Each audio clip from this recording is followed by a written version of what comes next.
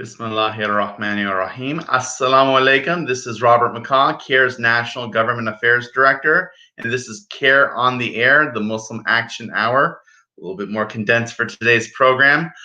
We have a really exciting news to share. Yesterday, we just distributed our 2020 Presidential Voting Guide and Congressional Scorecard.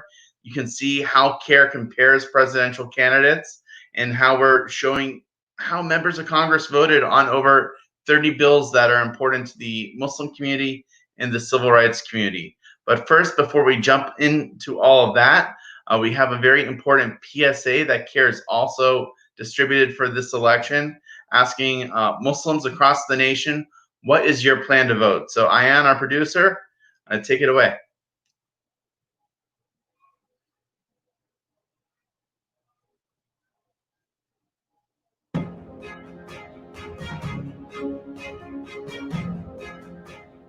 The general election is just weeks away. What is your plan to vote? Are you registered? If so, are you voting early, or by mail, or in person? The Council on American Islamic Relations is encouraging all Muslims who have not yet registered to vote to do so now, before state registration deadlines close. The 2020 general election is a pivotal moment for the history of our nation and American Muslims. There's a lot at stake for our community, and this election presents Muslims with the opportunity to unite and work together to ensure we are civically engaged, registered to vote, and to turn out to vote at larger numbers than ever before. Absentee voting or voting by mail is also available in most states, with some states directly sending ballots to registered voters and other states setting up systems to request mail-in ballots. Either way, visit muslims.vote to find what options are available for early, absentee, and voting by mail in your state and what the deadlines are for each option. To make registering to vote easier, visit the election website, muslims.vote, to check out our voter resource page, and to check if your state's registration period is still open, and how to register from the convenience of your own home. Are you already registered to vote? Great. Make sure you and your family have a plan to vote.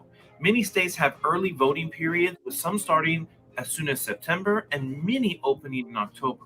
Because of COVID-19, some states also opt to conduct early voting by mail. This election makes sure the Muslim community's voice is being heard in the ballot box, and we get the elected officials that we deserve. We will build a brighter future together. Again, this is CAIR reminding you to vote on November 3rd.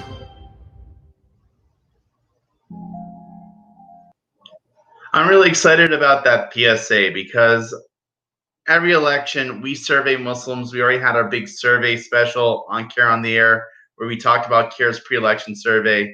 Over 80% of registered Muslim voters say they're going to vote, but the actual number of Muslim voters that turn out to the election is much smaller, and that's because we don't have a plan to vote. So my wife and I had to sit down and say, you know, early voting, it goes on till the end of the month in Virginia. What day next week are we going to go vote? So I'm going to go live on Facebook sometime next week as I walk to our early voting center in Tyson's Corner in Virginia. And you're going to see just how easy it is to walk up, say I'm coming in to vote. You'll see me come out a couple minutes later, all excited that I voted, that my wife, who just became a U.S. citizen a couple years ago, this is her first presidential election that she gets to vote in. So we're a very excited household. And there's a lot of first-time voters like that across the country. We just want to make sure people have a plan to vote. And so watch that video. If you like the video, please share it on Facebook, share it on Twitter, just share it to your friends and family, but also just ask everyone you know, do you have a plan to vote? So now I'm going to switch gears and I'm going to talk about CAIR's 2020 Presidential Voting Guide and Congressional Scorecard. These are really two related documents in one big PDF file. It's 30 pages in all glory of just political analysis and making it very easy and accessible for Muslim voters to understand who are the presidential candidates and how did my members of Congress vote in the last year on issues that are important to the Muslim community. So I'm going to pull up that voting guide and we can talk about it a little bit more. Hold on one second. Awesome. Internet is crazy. Great. That's Joe Biden. Hi, Uncle Joe. So I'm just going to zoom out a second. This is our 2020 scorecard and presidential voting guide. We're really excited. We've been issuing presidential voting guides since 2012. We did in 2016. We are really excited that we get to do in 2020. This year, we've expanded the voting guide, and so it is looking at candidates for president, including just not major parties like President Trump and Vice President Mike Pence and former Vice President Joe Biden and his running mate Kamala Harris. But we're also looking at other minority parties. So we're going to look at a profile for Joe Jorgensen with the Libertarian Party, their main candidate. We get a profile on Howie Hawkins with the Green Party, and Gloria La Riva with the Socialism and Liberation Party. And I know minority parties only get 1 or 2 or 3% of the vote in different states, but I think it's really important that we provide an equal platform and access to all candidates running for office. So just scrolling down, we have a whole introduction page on it, the history of CAIR doing congressional voting guides, how you can make use of this document. We compare presidential candidates on really important issues such as the economy, climate change, healthcare, domestic national security issues, their positions on Islam and Muslims, how they would act as commander-in-chief, that's for military affairs, issues on immigration, civil rights, and education. It's a really comprehensive 2-page profile on especially President Trump and Joe Biden, where you can see the differences between these two candidates and their vision. Now, CAIR I continue to get calls from the community asking, who should I vote for? CAIR cannot tell you who to vote for. We can only tell you who these candidates are and what they represent. So, we have really in-depth profiles on Trump's economic policies, his tax cut, what he hopes to plan on doing in the future, his environmental record, plan for, again, healthcare. And we can look at, his views and positions on Muslims, starting out with his first executive order being signing the Muslim ban and continuing on there with his civil rights and immigration record. And these are two different portraits of two different leaders and what direction they want to take the country. Again, CAIR's not going to take a position on that. We also have Joe Biden's profile. It is just as in-depth on all these issues, so you can really get a sense of how are these candidates different? What do they want that's different for the country? Joe Biden, he said recently at a Muslim advocates event that he was going to make sure Muslims serve at and on day one, he was going to repeal the Muslim ban. So, those are just two different views of, what they're going to bring. But our voting guide isn't just about Muslim issues. When we poll Muslims continually, they are concerned not only with civil rights and Islamophobia, but they're concerned about education, healthcare, the economy, immigration. So we have all of that in this really comprehensive document. I'm really excited for it. I want to give a shout out to our team of 6 interns and 2 cohorts over several months that poured through each candidate's profiles and then got to the even more intensive, and I'll get to that in a minute, Congressional Scorecard section. I'm really interested in knowing what Libertarian Party candidates want. We always hear there are these third parties. We don't always get to see equal time for them on the news, but they are, they elect people to the state legislature sometimes. They continue to run in presidential elections, and they have followings. And it's good to know what the differences are out there. And to be quite frank, the Libertarian Party has a great influence on the Republican Party. The Green Party has a really big influence on the Democratic Party. When we talk about very progressive issues, they kind of start with the Green Party and sometimes filter up to the Democratic Party. So when you're looking at these different presidential candidates and their positions, you can kind of see the that political horseshoe of where these parties have their positions, and kind of on each side with the polarization of where are Democrats, where are Republicans, where are Libertarians, where are the Green Party, and where is, for the first time doing a profile for them, the Party for Socialism and Liberation with Gloria La Riva. And again, we didn't get as much information on her as we would for Biden or Trump, but that's just because it was a little harder to get that information. But we want to make sure every presidential candidate has a chance to be featured in CAIR's guide. We also get a lot of requests from the Muslim community for people that support third parties. Why are we not, giving equal access on platforms? So this presidential guide, really, it's the answer for y'all. I want to, again, just focus now on CAIR's Congressional Scorecard. We looked at over 30 bills in Congress that were either voted on or, co-sponsored. And we went through like over 500 members of Congress and marked them down on where they were on these 30 bills. So 500 members of Congress times, 30 bills equals a lot of check marks. It's a really intensive sheet that takes about a month to develop. So, what are the bills that CAIR's really interested for the last 2 years in the 116th Congress, right? We were very interested in the Voting Rights Advancement Act. We want to support the American Dream and Promise Act, which supports the Dreamers. We're standing up for the rights of unions to organize. We are supporting the Commission on the Social Status of Black Men and Boys Act. It didn't pass, but it's important that we show where members are co-sponsoring these bills.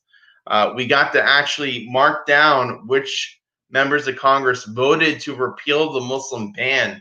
We did get a vote for it in the House just several months ago for the Future Act, which was a combination of two great acts, the No Ban Act and the Access to Counsel Act. So again, we're really excited to show where we're members of Congress on the Muslim ban. There was actually a vote on it. Sadly, it was more along party lines for Democrats, but there were a couple Republicans that voted against the Muslim ban. So you can kind of look at it in this presentation.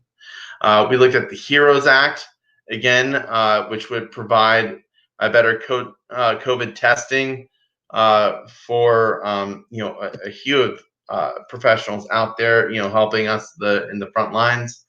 We looked at the Justice of Policing Act, so that's also known as the George Floyd Justice and Policing Act, which was passed in the U.S. House, but again, like the No Ban Act, remains sitting in Mitch McConnell's Senate. So Mitch, you got to do something, or let's ask the Republicans to nominate someone that can. We're looking at foreign policy issues like the removal of armed forces in the Republic of Yemen. So that would downgrade, the president's ability to actually engage in the conflict in Yemen. That would mean no more resupplying for the Saudi Arabian army. It would, decrease the amount of, action the U.S. can take, and it would need congressional approval for the president to take any action. I could go on for a long time. There are a number of amazing bills, including, some that we actually oppose, like the Strengthening Americans' Security in the Middle East Act, which sounds really nice on paper, but the bill actually had something that would harm us domestically in the U.S., affect the First Amendment rights of anyone participating in a boycott for human rights reasons against Israel, or participating in the BDS, the Boycotts, Divestment, and Sanctions campaign. So there are a number of members of Congress that actually co-sponsored this bill. CAIR did not appreciate that. And, we want to show where members of Congress are supporting bills and how they align with the Muslim community's perspective. And again, we're not telling you, the viewer, the reader, to look at this one singular action and judge a member of Congress by that one act. We're not telling you how to vote on any of these congressional candidates that have served in Congress for the last 2 years. What we are doing, though, is giving you an insight into how your elected members of Congress voted and how their views aligned with CAIR's, and because CAIR listens to our stakeholders, the Muslim community. We also hit upon a bill urging religious freedom in India. It's a resolution by Pramila Jayapal from Washington. And there was also another good resolution. Shout out to Congresswoman Rashida Tlaib. But we're pointing out how members of Congress, this bill didn't pass, but there were a number of co-sponsors. So where are members of Congress on the lack of religious freedom in India, which is affecting how the government in India persecutes Muslims in that country? We're also looking at foreign policy issues, which did pass Congress, did get signed into law, the Uyghur Human Rights and Policy Act, which is putting sanctions on China for anyone suspected of being a part of the genocide of Uyghurs in China. And we say genocide because they are actually limiting the reproduction of Uyghur Turkic Muslims in China. They are doing forced abortions. They're forcing them to take birth control. They are doing a policy of population replacement. So I'm glad that was passed. I hope more legislation like that is passed in the next Congress, the 117th. We also marked one nomination. And if you actually look at it, what does that all mean? It's kind of hard when you put 20 bills on a congressional fact sheet, a congressional scorecard, to mark them all down. So just to make it a little bit easier, we've stated our position, whether we support or oppose the bill. If you see a Y, which means yes, they voted in support of it, or an N, that means they voted against it. But really, look at the colors. If it's all green, that means they took actions that were in line with CAIR's priorities.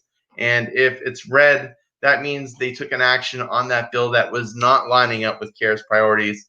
And I think that means it wasn't lining up with your priorities either. Now, again, we're not telling you how to vote on these members of Congress in your local election, but it's important just to know how people voted. For fun, I'm gonna just go right up to our friend Representative Ilhan Omar and look at that. She had a great voting record, similar for Andre Carson and Rashida Tlaib. So they were voting in line with the Muslim community's positions, and that's really good to know.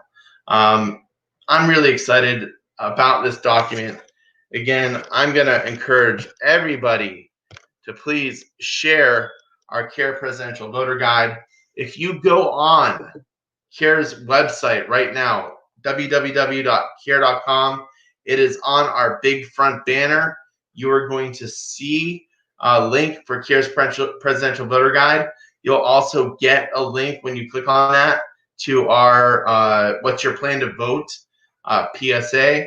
I'm really hoping that everyone is sharing these documents, that they're using the PSA to think about what to do in this election, that they're relying on CAIR's Presidential Voter Guide to get the facts and compare Joe Biden and Donald Trump as presidential candidates and other presidential candidates. The debates are really helpful. It kind of shows you the substance of the candidates, how they hold themselves, how they're composed, what they want. But debates are also really chaotic, and CAIR's Presidential Voting Guide is a very clean, streamlined, short document where in like 10 minutes you can get informed about both presidential candidates and really draw your own conclusions. And that's all we're asking Muslim voters to do. Make sure they're registered to vote, have a plan to vote, and when you vote, know why you're voting and who you're voting for, and feel good about that decision. So with that, I welcome all the viewers to go to these documents and share them. And also, please tune in again next Thursday for CAIR on the Air, and watch our next episode. I'm pretty sure it's going to be election related. So with that, Ayan, we're going to sign off today, but I want to thank everyone. Assalamu alaikum.